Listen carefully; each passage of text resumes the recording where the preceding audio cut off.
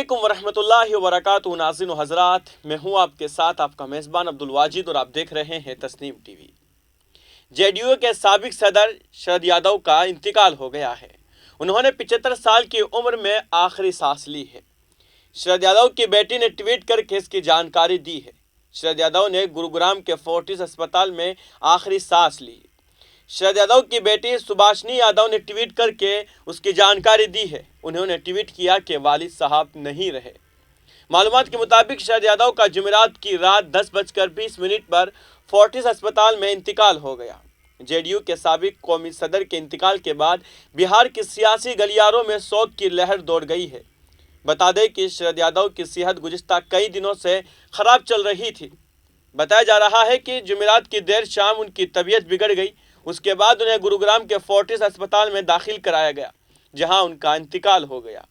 आपको बता दें कि शरद यादव 4 बार मधेपुरा लोकसभा हल्का की नुमाइंदगी कर चुके हैं। मध्य प्रदेश के जबलपुर से 2 बार एमपी मुंतखब हुए। उसके अलावा उत्तर प्रदेश के बदायूं से भी पार्लियामेंट मुंतखब हुए थे। कहा जा सकता है कि शरद यादव भारत के गालिबन पहले सियासतदान थे जो 3 रियासतों से लोकसभा के रुकन मुंतखब हुए। Sharad Yadav national democratic alliance यानी एनडीए के कन्वीनर थे। ताहम उन्होंने 2013 में कन्वीनर के ओहदे से इस्तीफा दे दिया जब उनकी पार्टी एनडीए से अलग हो गई। वज़ीर-ए-आज़म नरेंद्र मोदी ने ट्वीट किया कि उन्हें शरद यादव के इंतकाल से बहुत दुख हुआ।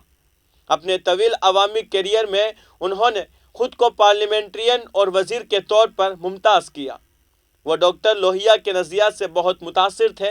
उनके अहले खाना और मुदाहों से ताज़ियत पेश की। बिहार के नायब वज़ीर आला तेजस्वी यादव ने ट्वीट करके गम का इजहार किया है। तेजस्वी यादव ने ट्वीट किया कि मंडल मसीहा, सीनियर आरजेडी लीडर, अजीम समाजवादी लीडर और मेरे सरपरस्त शरद यादव के बेवक्त इंतकाल की खबर से गमजदा हूँ।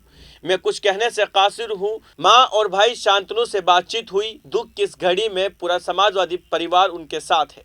तस्नीम टीवी शरद यादव जी को खिरास अकीदत पेश करता है। तो फिलहाल की इस खबर में बस इतना ही। मुझे दीजिए इजाज़त और आप देखते रहिए तस्नीम टीवी। आपके मेज़बान अब्दुल वाजिद के साथ। अल्लाह हाफिज़।